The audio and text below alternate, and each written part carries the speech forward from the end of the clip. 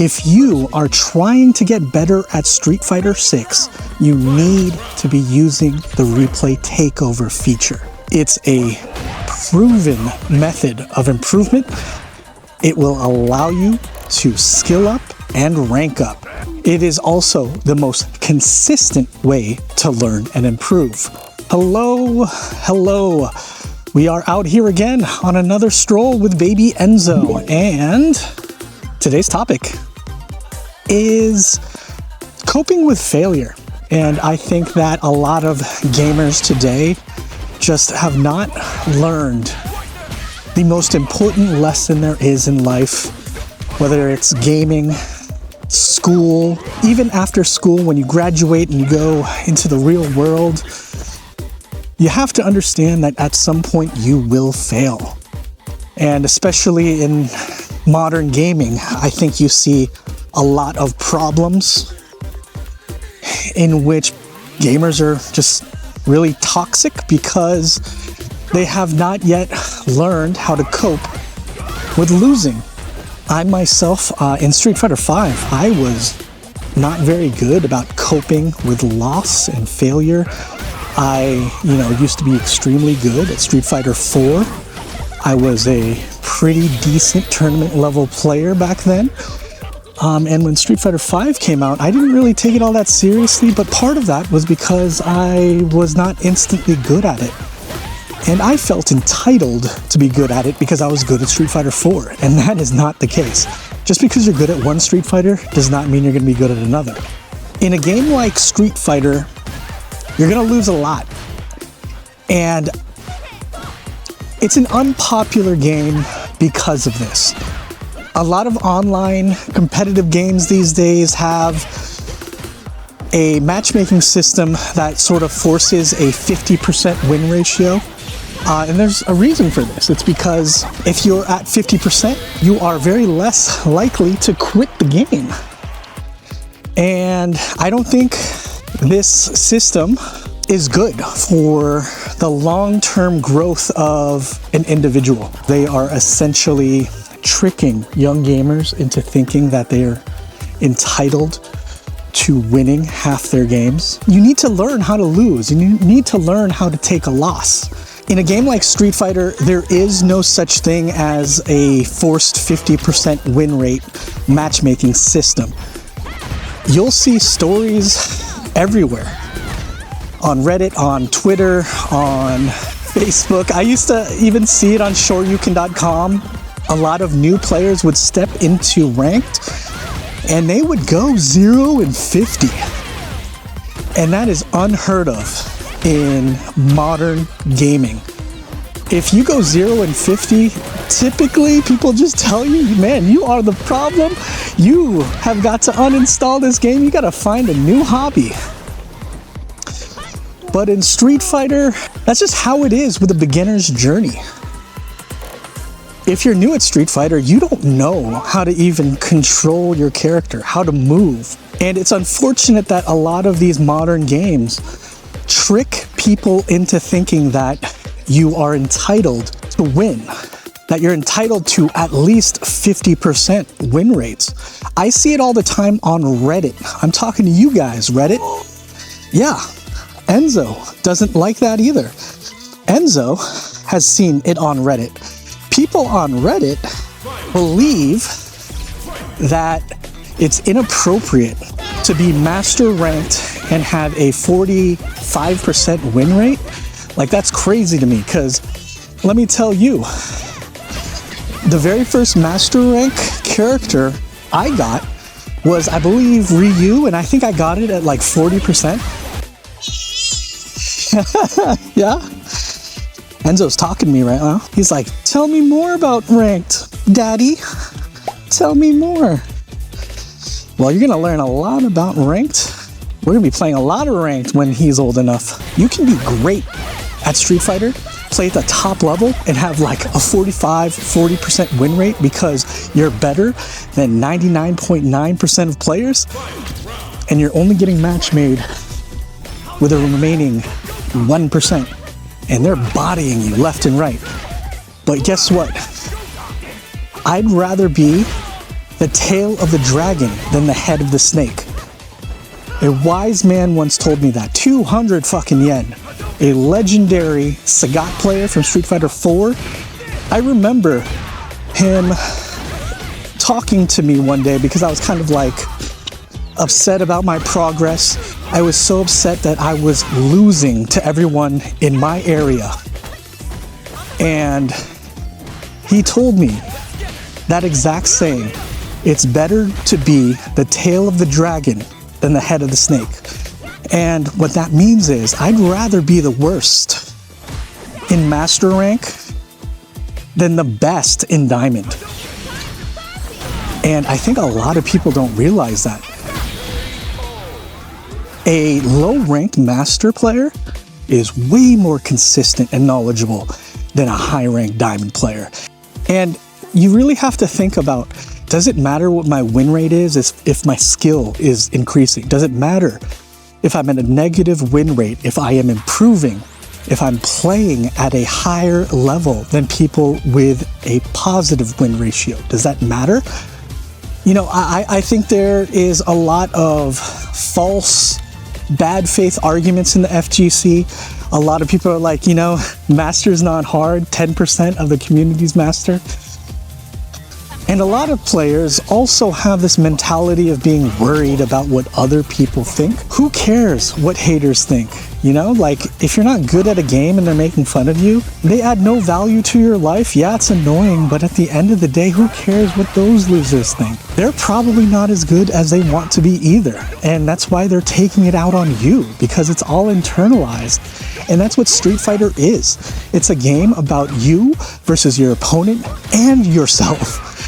It's 2 versus 1, baby, and that's how it's always been. Now, how do we prevent ourselves from having this toxic mentality with win rates and rating and ranked? Well, the very first thing you need to do is stop playing to win, because wins are not guaranteed.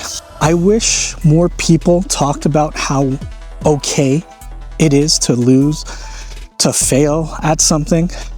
Because with failure comes learning opportunity that can make you a stronger player and person.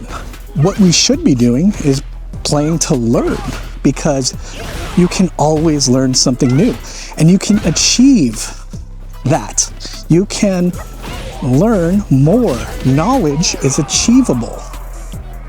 Winning is not, because there's always going to be someone better than you. And I think you're lying to yourself if you think that you should be better than the majority of the world, especially if you're a new player. You know, you can't just step into Street Fighter and expect to be a top 10% type of player. You know, there are many stories of young people doing that, and that's great. It's not normal. You have to usually work on a skill, and you have to hone that skill. You have to practice. You have to put the cycles in. You have to prepare yourself for those losses and dealing with those losses and what to do with those losses. And my recommendation is Street Fighter 6 has a great system in place for using losses to learn. And I've said it many times on this channel, and if you know me, you know that I'm a big fan of the Street Fighter 6 replay takeover system. It's a feature that allows you to pause the game real quick, take over player 1 or player 2, and it'll give you a countdown that tells you when you can start controlling the character. And you can set this up in a way where you can learn things like, what could I have done? Was there a combo I could have done to win the round? What if I anti-aired? And that's something that I think is super cool. It's extremely unique to this game, and it's very underutilized. It's probably the most important feature in Street Fighter 6. And it's so slept on by the majority of players. They just don't know. So what I do is every time I lose, I hop into that replay, I take over, and I fix something. And fixing something could be I fix a combo, maybe I dropped a combo. I will go back and I will redo that combo and complete it. And that's to build muscle memory. Enzo's talking. He's tired of hearing me talk. Hi, Enzo. And now you don't want to talk. Another thing you can do is practice parrying, practicing anti-airs. And since this is a replay, you're practicing in a realistic scenario because it actually happened. And that's very different than just practicing on a training dummy. I propose that if you are trying to get really good at Street Fighter 6, it's actually essential that you start watching your replays and using replay takeover to fix everything you did wrong. Every time someone beats you, just hit that replay button and figure it out. And that's how you turn around being a loser into becoming a more knowledgeable winner. Because if you increase your knowledge, your skills, your reactions to things because you've seen it a million times, if you do this, you will be way better than the person you just lost to, because I guarantee you, they aren't doing this. They aren't grinding replays. People grind ranked when they should be grinding replays. Using the replay takeover feature is actually a very, very nice way to take a break after a loss. I think a lot of people make the mistake of chaining ranked matches even after losing. You're not going to be playing very well if you've just been losing all night and you're frustrated. You really got to take a break. And the best way to take a break is to hit replay and figure out what you're losing to and how to beat it. I actually believe that you should be using replay takeover, not training mode. And many people will disagree with me, but let me tell you, it's working for me. I'm able to learn characters at an incredibly fast pace because I have 15 years of fighting game experience, but I also now have this amazing tool that I can use to fix my own mistakes. The replay takeover function is essentially a customized, personalized lesson. It's the best coach there is, and your opponent is the one that's giving you the lesson. You have to start thinking about losses as homework and studying what went wrong.